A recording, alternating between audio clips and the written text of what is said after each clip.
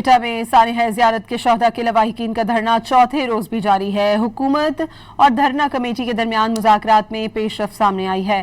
مظاہرین 7 شہداء کی میتوں کے ہمراہ کوئلہ پھاٹک پر موجود ہیں۔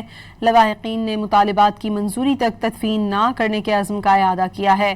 دوسری جانب دھرنا کمیٹی اور حکومتی وفد کے درمیان مذاکرات کا دوسرا دور بھی مکمل ہو گیا ہے۔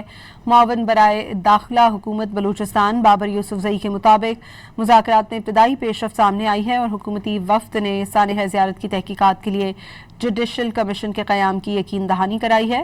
حکومتی وفد کی قیادت صوبائی وزیر داخلہ میر ضیاء اللہ لانگو اور صوبائی وزیر صحت بخت محمد کاکڑ نے کی۔